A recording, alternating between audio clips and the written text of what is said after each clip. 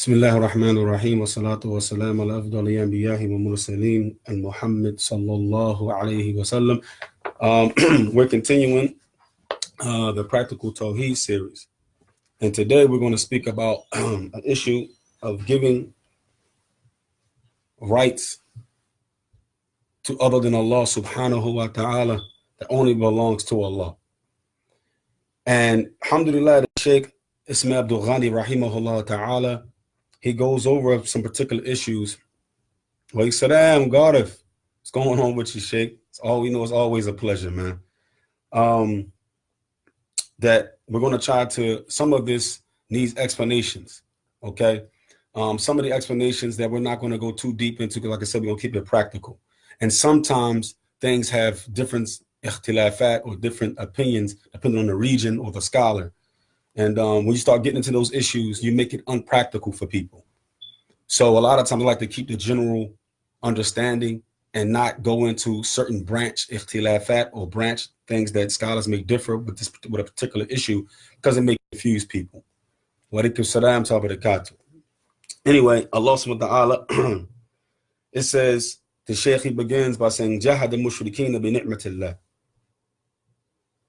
And he says that the mushrikeen in their disbelief or they're going against the ni'mah of Allah. Meaning Allah subhanahu wa ta'ala gives many, but some of the things that everybody generally benefits from: water, rain, sunshine, the seasons changing, okay, animals being on the earth.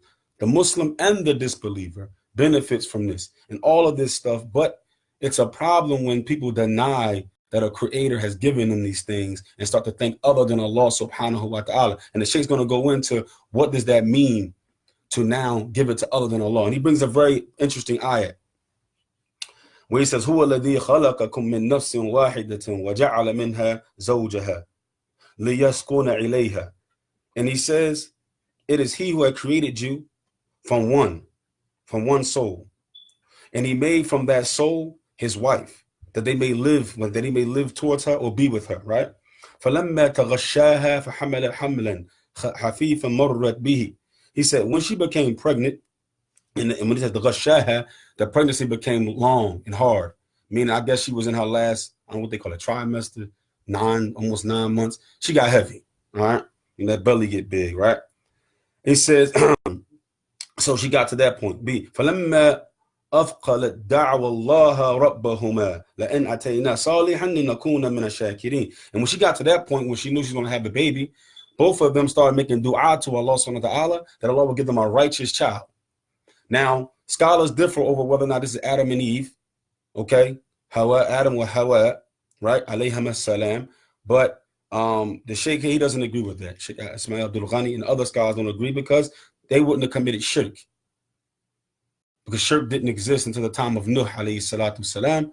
So a lot of scholars disagree that this was Adam and Hawa, that they literally named their child something that was worshiping other than Allah subhanahu wa ta'ala, when we know that Adam alayhi salam had revelation telling him Tawheed, and he was a prophet. So this type of behavior and this type of shirk being committed from a prophet is it just, I don't agree with that position, and a lot of the early man did not. Obviously, this scholar here does not agree because he used the word mushrikeen to refer to these two people in this ayah. But again, it's ikhtilafat in the understanding of this ayah. But anyway, let's move on. And he says that when they wanted to write it, and then they said that we will come from the shakirin, from the thankful. And the word shakirin here, as Mawdu Ghani said, we will come from the muwahidin, from the monotheist. Because the word shukr in its raw form, true shukr is to be a worship of Allah alone. Then after that comes the branch issues of shukr, thanking Allah for this, thanking Allah for that, okay, for material issues or for spiritual issues. But no one is truly thankful except that he has iman and taqwa, and he's a believer that Allah is one. That's true thankfulness. What he said, talking about the Liam, what's going on, Sheikh? So anyway, he continues. He says, excuse me, فَلَمَّا أَتَاهُمَا صَالِحًا جَعَلَ لَهُ شُرَكَاءَ. And he says, when it was given to them this righteous child, right, they made shirk with Allah subhanahu wa ta'ala. They used this thing to worship other Allah, meaning they gave it a name other than a name that we worship of Allah. فِيمَا أَتَاهُمَا فَتَعَالَى اللَّهُ عَمَّا يُشْرِكُونَ.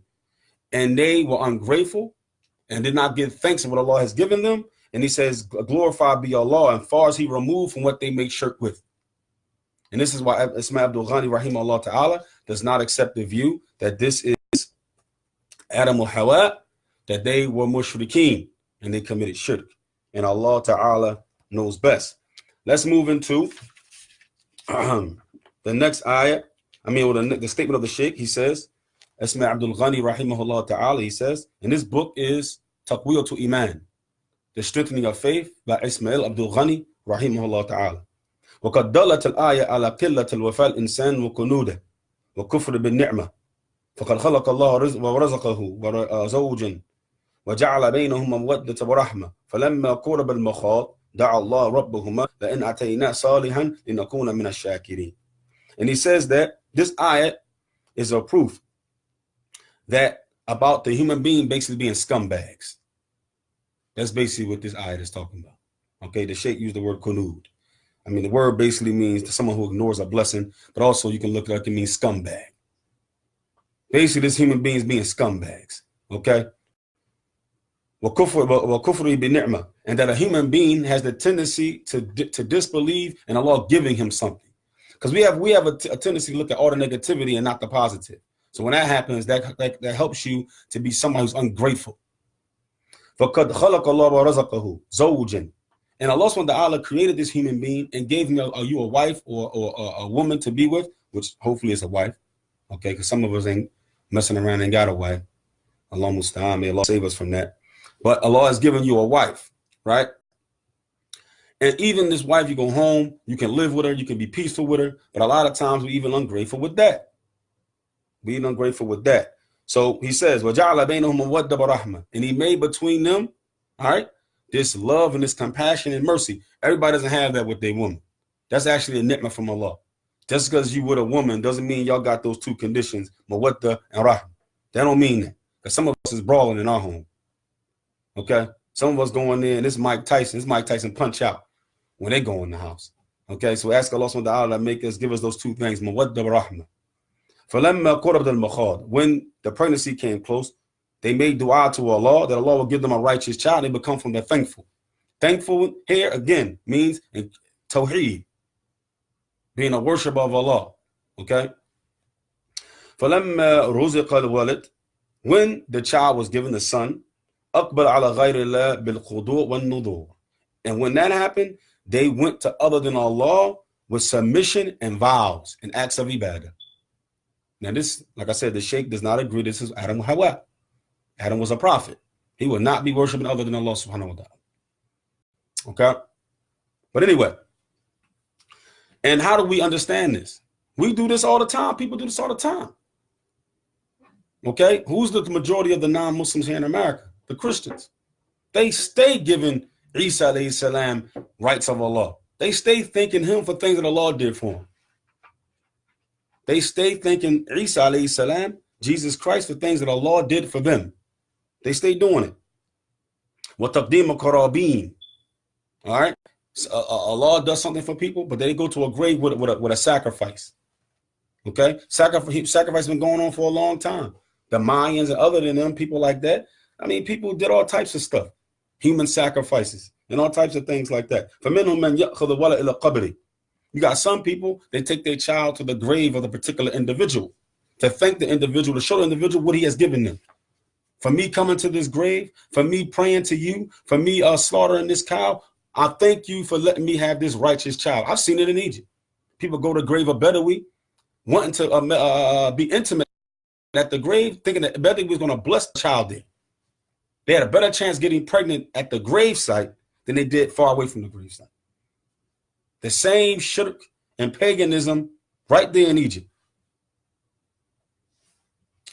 So he said, وَمِنْهُمْ مَنْ يَحْمَلُ إِلَى نَصِبٍ. You got some of them who will take the child to a nasib, which is like a stone altar. What they call them words? An altar, the altar, whatever they got, stuff like that. They take the person there and they sit them on there. They do all these rituals around it so the child can be blessed and that the gods can know that they brought the thing. Come on, I mean, that's how deep it gets. This ain't nothing new. And don't say we don't do this here. Because people still go on the graves here, taking flowers to the grave, taking beer to the grave, pouring the beer out from my homie at the grave. People do it. Just because we do it different, paganism ain't changing. Paganism is still the same thing. We still taking offerings to the grave. We still taking flowers to it. We still taking designs to it. We still taking love, or the shape that say I love you to it. We still taking cups there. We still taking pictures there. We still doing the same thing. I'm just bringing it more modern, bringing it home. That's what I'm doing. Oh, ila awliya muqarrabin. Or people take it to what they consider to be the awliya muqarrabin. People they believe is close to God or close to Allah, they take the child to them to get blessed. We do that here. Catholics do it. It's called a christening. That's what it's called. It's called you take the child and they sprinkle the water on him, or you go baptism, you get dumped in this big cold water, and when you shaking because you freezing to death, they tell you that's the devil coming out. No, man, I'm cold. Okay. You got people, they wear the necklace around their neck for protection or to protect that child. Now, we say, oh, well, it's called a locket. Amulets and stuff like that. People are, this is my lucky amulet. This is my lucky chain. This is my lucky charm, my lucky bracelet. You put it around my mom. My mom gave me this when she was on her deathbed. You know what I'm saying? And she told me this is going to protect me. I wear this because I'm close to my mom. I know she's looking over me. It's the same thing. So let's not think that this is so far gone. This is right home. It's just that we gotta be able to make it practical. Because the scholars in the past, people were doing the same exact stuff. It's just that Iblis have changed the name in the way that it looks. But inside of it, it's the same exact thing. It's the same exact thing. You got people with the bracelets on their ankle bracelets. This ankle bracelet right here is good luck. This ankle bracelet right here, my grandmother gave it to me. And with this on, I know whenever I need it, she can be. Come on, y'all. That's how we talk. That's how we talk. We keep thinking America. See, the problem is we get so mixed up with technology and we get so far ahead of ourselves. We forget that really they still doing the same paganism. The same paganism. 2018 is no different than 800 BC. They still doing the same shirk and paganism. Shirk ain't changing. It ain't changing, y'all. It's not no new shirk. Because if it was a new shirk, it had to be a new messenger. And Sheikh Mahmoud Lufti made it clear. If it's a new shirk, where's the new messenger? And it ain't one. It ain't going to be one. That means all of this stuff was already dealt with. That means people already did this stuff. We got to understand that.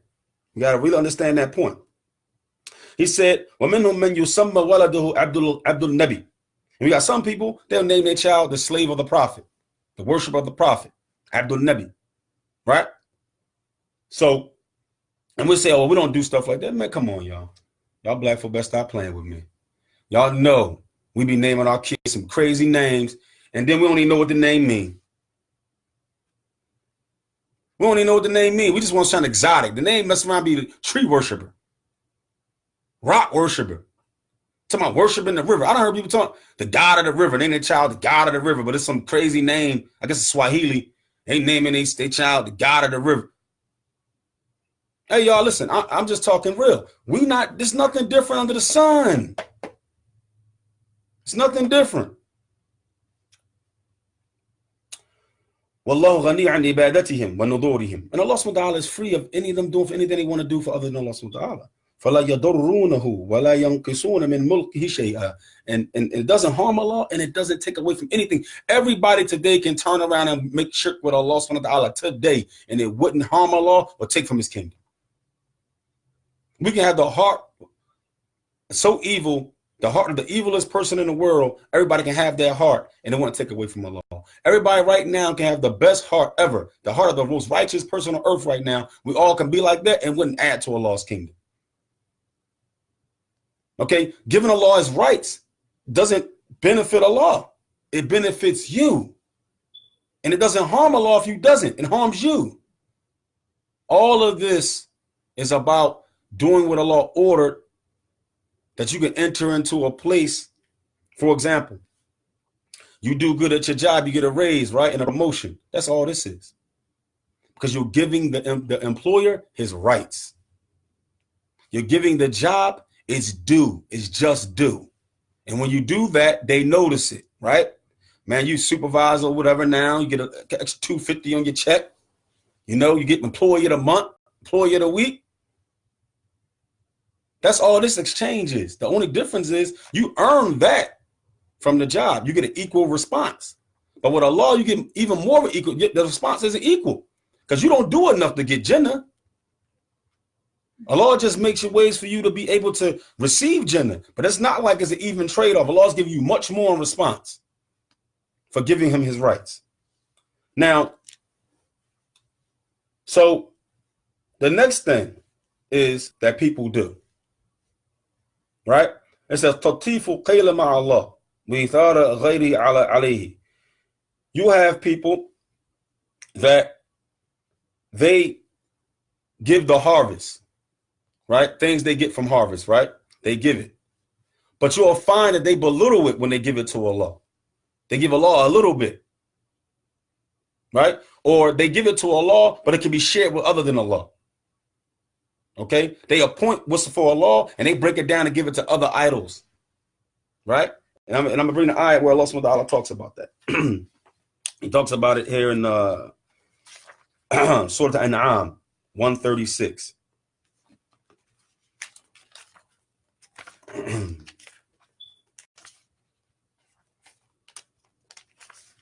Okay. And Allah subhanahu wa ta'ala, he says, وَجَعَلُوا لِلَّهِ مِمَّا ذَرَأَ مِنَ الْحَرْثِ وَأَنْعَامِ نَصِيبًا فَقَالُوا هَذَا لِلَّهِ بِزَعْمِهِمْ وَهَذَا لِشُرَكَائِنَا فَمَا كَانَ لِشُرَكَائِهِمْ فَلَا يَصِلُ إِلَى اللَّهِ وَمَا كَانَ لِلَّهِ فَهُوَ يَصِلُ إِلَى شُرَكَائِهِمْ سَاءَ مَا يَحْكَمُونَ. And Allah, he says, and they assign to Allah a share of the tilth and cattle which he has created. And they say this is for Allah, according to their claims. And this is for our so-called partners. But the share of their so-called partners reaches not Allah, while the share of Allah reaches their partners. Evil is the way they judge. Now, let's go into how the Sheikh explained this, right? Firstly, وَهَذَا شَأْنُهُمْ فِي زُرُوعٍ. And this is how the mushrikeen were when they dealt with the harvest. Okay, this was their, what you call their religious nidam. Okay, they had a political nidam, they had a political system, and they also had a religious system. They were separated the two things. Okay, they wasn't the same thing. Okay, but that's a whole conversation that I don't want to get into right now. For whom yutaffifuna qila ma'Allah. They would, meaning yutaffifun, the measurement they will give Allah, it will always be some problems with it. It'd be some corruption there. It'd be some sharing of it. It'd be some game playing. And how do they do that? وَيَكْفُرُونَ نِعْمَةَ اللَّهِ. And they would disbelieve in the name of Allah. It's like, for example, I come up to you and I say, I'm taking care of you. I'm paying your rent. I'm paying your bills. I buy you a pair of Jordans. And when somebody asks you who did it for you, you say so-and-so did it for me, and you go help that person. You go to that person's house and clean their house. You go to that person's and wash their car. You cut their grass, and you never do anything for the person who really helped you. And when you do, it's like, you know, some raggedy stuff. You know what I mean? You go closet cleansing for the person who helped you. But for the person who did nothing for you at all, you on the bandwagon. That's basically what this is. So he says, "From akthara adaban wa ashadd diqqatan fi istifta' ma qasamu li shurakaihim." Meaning, when it came down to Allah and their so-called partners, right? And I'm gonna bring it home to how we do it today. You'll have a certain measurement of the harvest for Allah, right? And you wouldn't care if somebody stole it, somebody took a piece of it and people ate from it, you ain't really paying no mind to, you ain't watching it. But when it came to what was given to their false Tawheed, their gods, their idols, man, they had a guard there. They made sure the measurement was detailed. They made sure nothing was bruised, no bruised fruit. Okay? The animal wasn't missing no horn. It wasn't blind. It had all his legs. But to Allah, man, that goat mess around had one leg. Goat ain't had no horns. Goat ain't had no teeth. It wouldn't have mattered. It wouldn't have mattered. Okay? People do the same thing today. You go to Egypt right now, they celebrate and more conscious and afraid of Ahmed Badawi and the Sufi than they are Allah.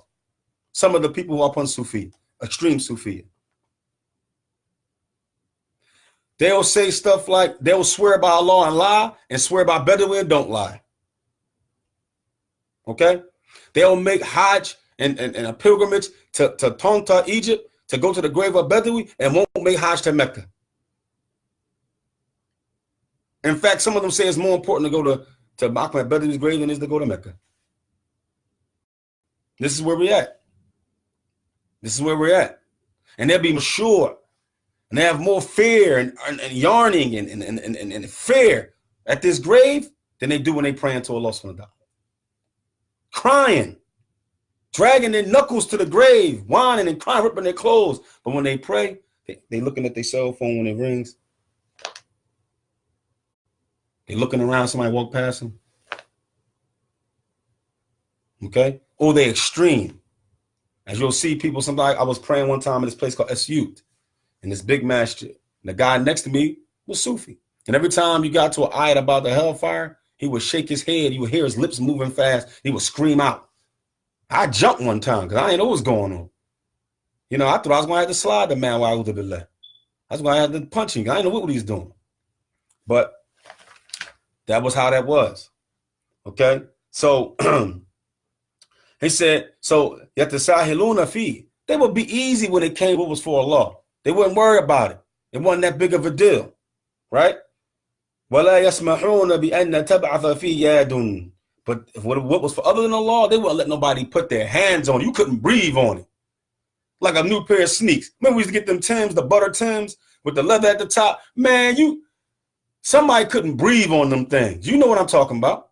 They couldn't let it start raining outside. You going back in the house. And boots is for rain.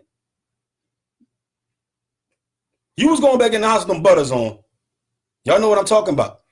But that's how they was doing that. But when it came to something that, like a pair of Harachis, you had a pair of Air Force Ones or whatever, you them. You know what I'm saying? You had your sneaks that you run around in. You ain't mind somebody touching them. You ain't mind going outside running them down. But them butters was for special occasions. You had them ones. The same thing here. I'm just trying to bring it home so we can understand the concept that these people are having. Okay, so when it came to what was for Allah subhanahu wa ta'ala, you know what I'm saying? It wasn't that big of a deal. Think about it, we do the same thing. We do the same thing. I'm telling you right now, we are better employees at our jobs than we are with worshiping of Allah. Think about it. We are better employees at our job. Man, we on time. We on time. Got the uniform on right. We got our positions when it's time to get there. But prayer, yeah, I can hold that off. I ain't read Quran today. I'll read it tomorrow. You can't say that about that job. I'll just go tomorrow. Think about it. Think about the concept. I just want y'all to get the concept down, how people viewed what was for Allah and what's for other than Allah subhanahu wa ta'ala. And they wouldn't let nobody steal from it. Oh, yeah, tadi, alayhi mu'tad. They won't let nobody transgress or oppress what was for other than Allah subhanahu wa ta'ala. Man, you get hurt. Okay? وَأَمَّا مَا كَانَ لِلَّهِ فَمُعْرِضٌ لِلْخَطَرِ وَتَلَفٌّ. But as for what was for Allah, they wouldn't mind if it was in, harm's way or whatever. They wouldn't mind. وَزِيَادَةُ وَالنُّقْصَانِ. They didn't care if it increased or if it was decreased. But what was for other than Allah, it was exact. You couldn't increase it or decrease it. It was an exact amount. And they took care of that amount. Well, as dad, you couldn't decrease it or increase it. Okay? Or if what was for other than Allah, or what was for Allah, some way made it to what was for other than Allah, that wasn't a problem. But what was for other than Allah never made it to the power that was for Allah. You see how the games are played? Something that was for Allah is given to other than him. Even though Allah is the one who created all the an'am, the animals and the fruits and the vegetables they were using. They were giving it to stone objects. They were giving it to idols. They were giving it to Othan that couldn't even benefit from it. That was going to waste. Think about that. People are starving. But you giving animals and fruit and vegetables to something that doesn't need it. People are hungry as I don't know what. Somebody dry, ain't seen meat. You about to slaughter a whole cow to an idol. Think about the intellect the shirk does to the mind and intellect of a human being. I'm just going to check it out. Okay? So the next thing the Sheikh brings is a very important issue that I'm going to keep this real practical because you can go into this. Got a lot of doors and it has to be detailed because people get tricked up when you talk about the sharia and what's legislation, what's not. And people go into hakamiyya, go into rebellion against the governments. People go into takfir because of this issue. That's why you need scholars.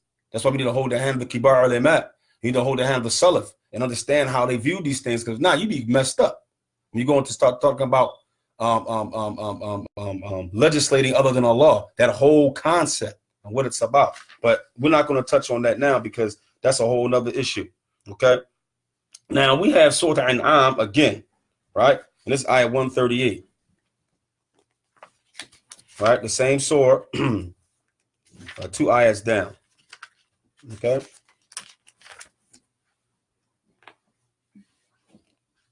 Well,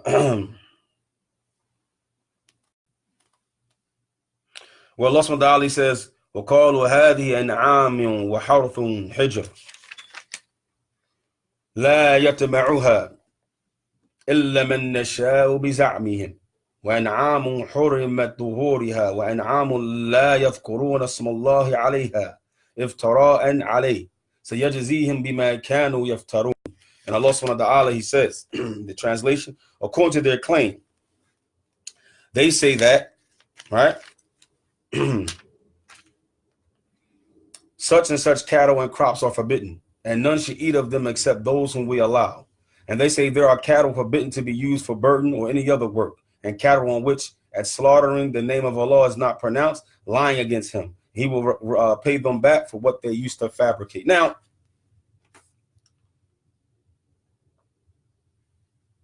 Sheikh Ismail Abdul Ghani rahimahullah ta'ala, he called it shara'a ma lam yashra' wa tizam ma la yalzim. He said legislating something that was not legislated and sticking to something that's not obligated upon you to stick to. Now, we know that happens here. Man, we watch these kuffar have all types of stuff that they stick to that Allah never made obligatory upon them. Like Christmas, Halloween, Thanksgiving, which Thanksgiving is the day we actually celebrate them slaughtering our ancestors here. Think about that. Think about that. Thanksgiving is just a day we Black Americans literally celebrate Thanksgiving as a day that your ancestors got invaded and slaughtered in this country. But anyway, Christmas, which is worse than invading and slaughtering people, which is saying that Allah has a son and or saying that he came in the form of a man and worship him. He died on the cross. All of these things Allah did not make obligatory. Allah did not legislate these things for the human being, but they do them anyway. And so he says, وَمَقْصُودَ أَنَّ النَّاسَ يَشْرَعُونَ شَرَائِعَ يَلْتَمِزُونَ التزامات لَيْسَ مَصْدَرُهَا وَحْيٌ أو تشريع إلهي. He said, what's the maqsood here? Sheikh Ismail Abdul Ghani rahimahullah. He said is that people have legislated legislations and stuck to them, that its origin is not from revelation or any type of legislation that is divine. Because legislation, only Allah can legislate. And the Prophet ﷺ, which he got that from Allah, from wahi, from revelation. So when you start legislating for the human being, other than what Allah has legislated, go against a clear text of what Allah said and his messenger said, it's going to fall into two things. Either it's going to be shirk, paganism, which we're talking about here, or it's going to be major kufr, which they're not the same thing all the time. Okay? Either it's going to be a religious system or a political system. A religious system, what we're talking about now. A political system is like what we're living underneath in America, democracy. Okay?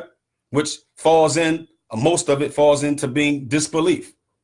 Okay? Does it fall into being shirk? That's a whole other issue. Okay? Like I said again, something being shirk and something being kufr doesn't always mean it's the same thing. Shirk is always kufr, but kufr isn't always shirk. Okay? But right now we're talking about religious system that's in place. Okay? And we have that right here in America. Don't think this is just something that was just in the desert. We have a religious system here too. Okay? It's called Christianity. That's why when they go into courtrooms, they handle the Bible. This is why they celebrate Christmas and Thanksgiving. This is why they celebrate Halloween, Easter. That's why they do that. It's a religious nidam. It's a religious system. Okay? They got things being closed on Sunday. That's a part of their religious system. Okay? It's part of that. St. Patrick's Day. It's about a saint named St. Patrick. Okay? They have all of this things that they stick to that they say they get from their beliefs. But Allah has never legislated these things. لِتَقَرُّب. Allah has never legislated these days or these iyad or these celebrations or these festivals or these religious systems to get closer to him. Allah has legislated a certain religious system that we use as human beings to get closeness to him, and it's called Islam, the Sunnah of Muhammad sallallahu alaihi wasallam, the Aqidah of the messengers. As Allah said, كَتَبَ اللَّهُ لِأَغْلِبَنَّ أَنَا وَرُسُلِي إِنَّ اللَّهَ قَوِيٌّ عَزِيزٌ. And Allah has written that the messengers, that the belief of the messengers, the Aqidah of the messenger will be victorious. Without a shadow of a doubt, Allah is the mighty and wise. So that religious system that started with the angels being worshippers of Allah, all the way to Adam alayhi salam, all the way to the Prophet sallallahu alaihi wasallam, to this day of ours, is the only system that Allah is going to accept. In the deen and Allah Islam. Very the religion of Allah is Islam. And it's two Islams. It's the Pacific Islam. We're talking about the finishing complete version that was given to the Prophet ﷺ to give to the rest of mankind. And it's the general Islam that the angels were upon. All the way to Adam ﷺ when the human beings got it. Up until this day of ours. That is the only religious system that Allah subhanahu azza wa jal is going to accept. He's not going to accept any of these political systems, except the political system that he revealed. Okay, the things that's thabit. Okay, obviously we could use things in our religion. Our political system in Islam is more vast and open to interpretation and to bringing things in and out of it. But our Aqidah system, our religious system, doesn't have those doors. It's tight, it's closed, it's tawqifiyya. Our political system isn't always tawqifiyya. Things can be brought into it as long as it doesn't go against an open, clear text. And that's a whole nother discussion. Anyway, he said, إنما هي مجرد الأهواء تظنون فيقول طعام فلاني محظور مقدس.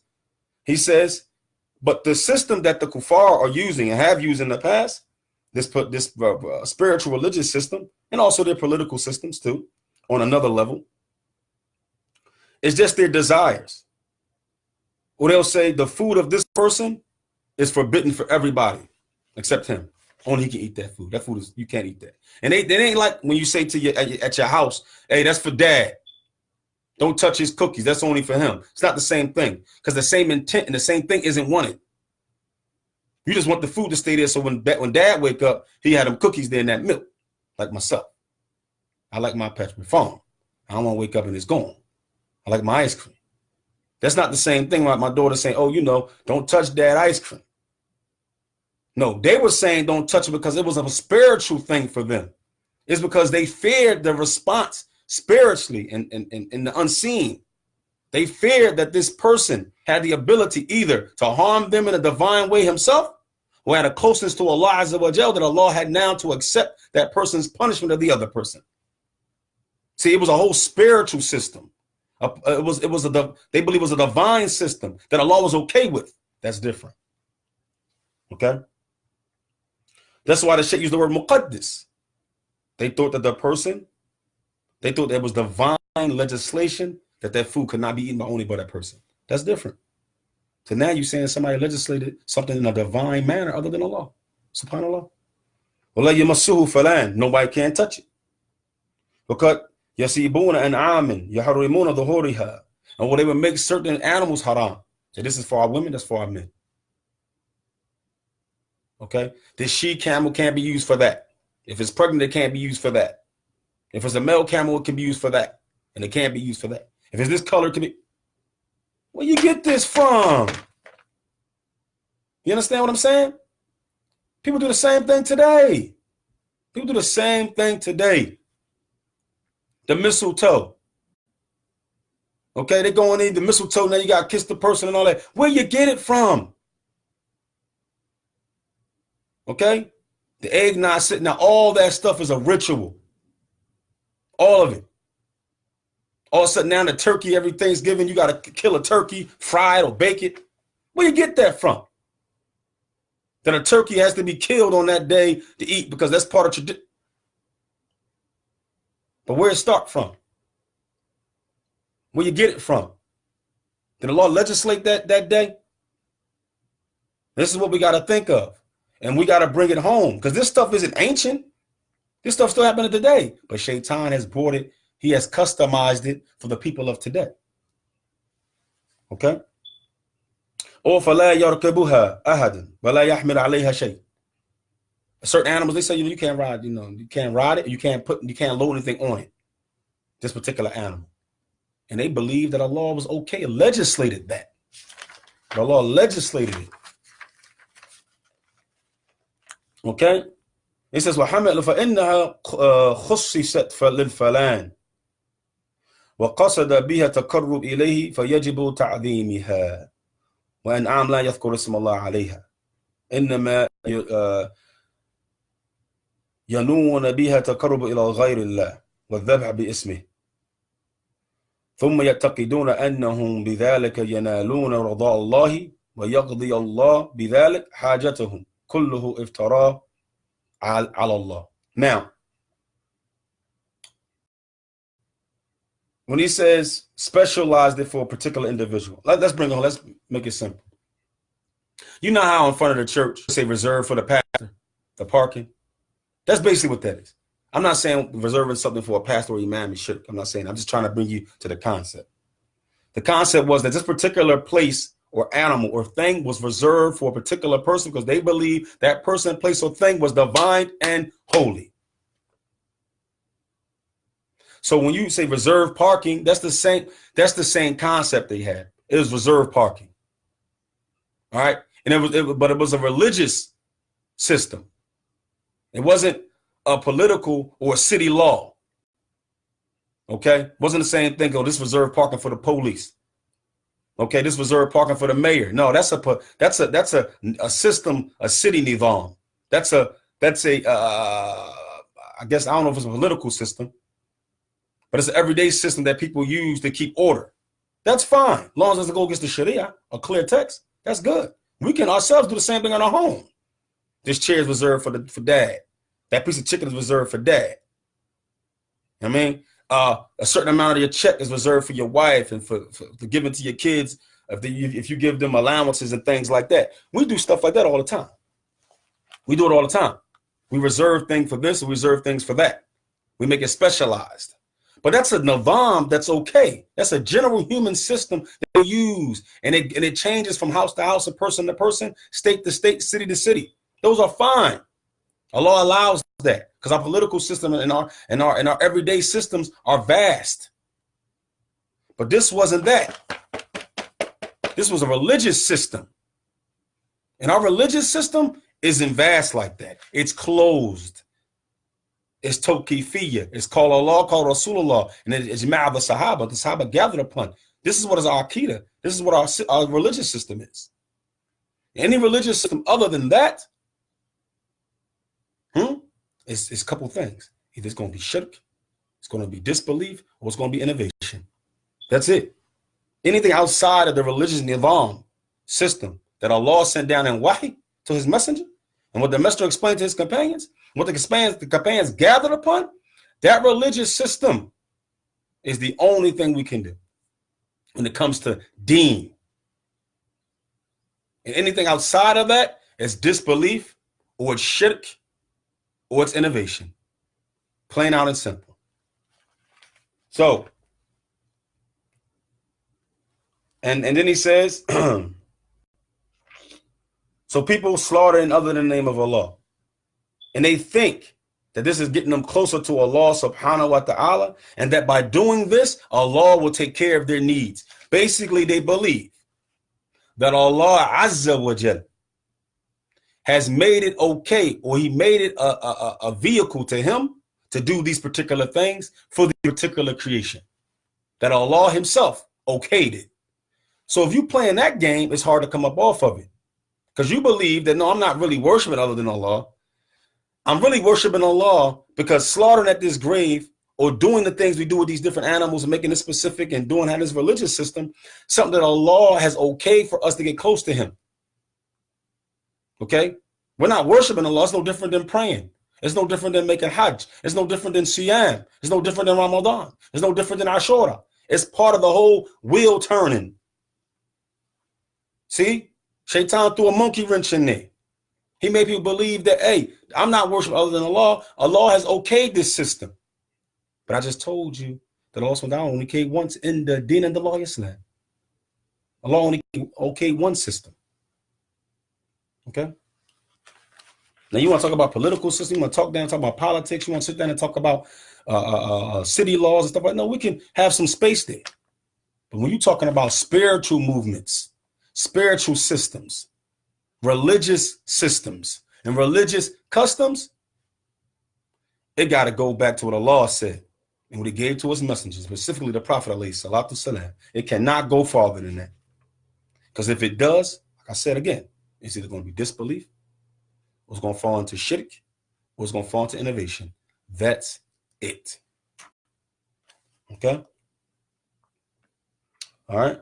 And so Allah subhanahu wa ta'ala brings one more ayah in Surah Al-Ma'idah that we'll read, and then we'll be finished up here. Okay? He says, in Surah Al-Ma'idah, let's go to Surah Al-Ma'idah.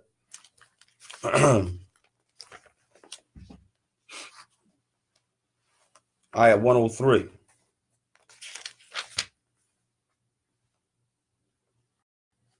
Well, Allah subhanahu wa ta'ala, he says, ما جعله من بحيرة ولا ساعبة ولا وصيلة ولا حام ولكن الذين كفروا يفترون على الله الكذب وأكثرهم لا يعقلون. He says, Allah has not instituted things like bahira or sa'iba or wasila or a ham. All these animals were liberated in honor of idols as practiced by pagan Arabs in the pre-Islamic period. But those who disbelieve invent lies against Allah, and most of them have no understanding. Allah destroys no argument of this religious system that people come up with that's not correct. And he says that, so قد ذكر الله شيئا من ذلك لم يشرعه الله إنما هو افتراء منه وقد دل آيات على أن تخصيص الدابة باسم رجل ممن يعتقد فيهم قدرة على النفع والضر وحماية النصر وإشارها بذلك وتعيين أن لا يتقرب إلى الفلاح إلا ببقرة ولا إلى الفلاح إلا بشاة ولا إلى الفلاح إلا بالدجاجة كلها تشريعات باطلة وما أنزل الله بها من سلطان واتزامات ليس مصدرها إلا سفاهة وهذيان معارض الأحكام الله وشريعته. And the Shaykh, he says, Allah is mentioning in this ayah something that he didn't legislate. Give you an example. That people would, these animals like a bahira or a sa'iba or wasila or a ham, these were particular types of animals that existed and that the pagan Arabs would use to get closer to their idols. Allah liberated all of this stuff. He smashed all of that and got rid of that religious system. And all of this was just lies that they created for themselves to make a certain animal specifically with the name of another human being that they believe was divine. They believe was from the awliya of Allah. And they will only say this animal can be only killed or slaughtered for this person. This one can be killed. You can't. So, for example, you had a she camel, right? The she camel only can be killed for this person, for this particular god. And if you use the male camel for this particular god, the god can angry at you because he only wanted that particular god, that particular animal.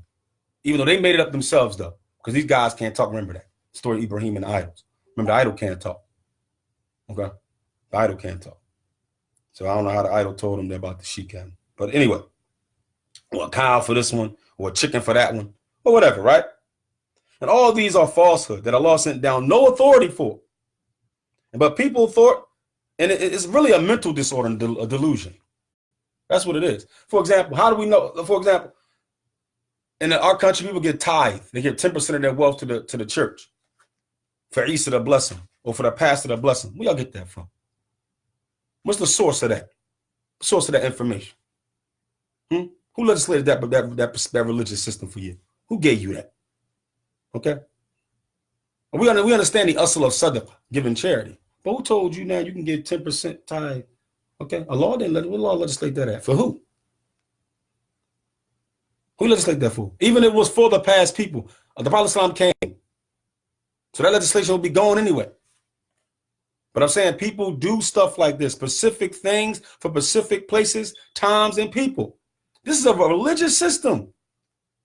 And if Allah didn't legislate it, and even if he did in the past, and he brought the Quran and the Sunnah that abrogated it, it's still haram for you to practice it. At this point. Right? He said, because people thought that these particular gods had the right to benefit or harm, or aid them, or protect them, or give them victory. And they would get close to other than Allah subhanahu wa ta'ala with these particular things. And this was nothing but safaha wa hadyan. It was nothing but foolishness and a mental disorder. And it went against the judgment of Allah subhanahu wa ta'ala and what's a religious system that he accepts. What is a religious system that he accepts? Okay? So at the end of the day, and when it comes down to the ayat in the Quran, where Allah says, and we ended here, وَلَا تَقُولُوا لِمَا تَصِفُ أَلْسِنَتُكُمْ كَذِبٌ. He says, and do not say, or do not proclaim with your tongues in your mouth a lie. هَذَا حَلَالٌ وَهَذَا حَرَامٌ. This is halal, and this is haram. لِتَفْتَرُوا عَلَى اللَّهِ كَذِبٌ. And you lie on Allah without justification. Oppressive, istibdad, unjust. You saying that Allah made this okay? Where you get that from? Because the only time something is halal and haram, it gotta be a divine command. It cannot be the command of a human being. We're not talking about ijtihad. We're talking about saying zina now is okay. Saying riba now is okay. Saying taking human life without right is okay. We know clearly Allah made it haram.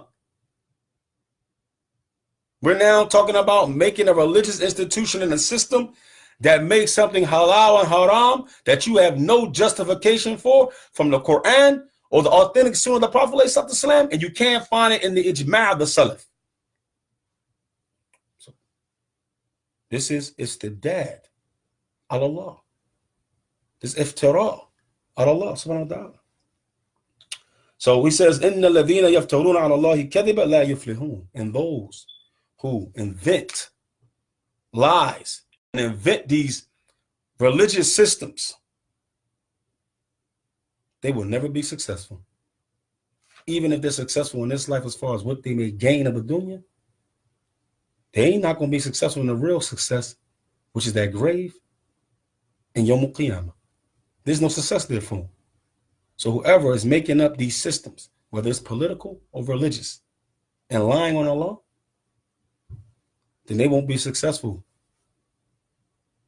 When they meet their creator, like we say, meet your maker, there won't be any success for them. La yuflihun. Because Allah subhanahu wa ta'ala is the one that set down a divine political system and a divine religious system. And in Islam, both of them go together. Okay? The political system of Islam is a right of the religious system.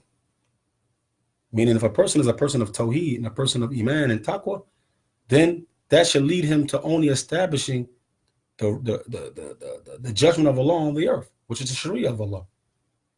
Okay? But a person can love the Sharia, want it to be implemented, but be a kafir. But the only people who truly wants the judgment of Allah on the earth is somebody who's a muwahid. So again, we'll touch at some point down the line just between the political systems and the religious systems, and what's the difference between them, and how a lot of the Indian scholars viewed the difference, how they understood the difference between the two, and how one is always shirk, and the other one, the political system, could be major kufr, but it doesn't always lead into being what? Shirk.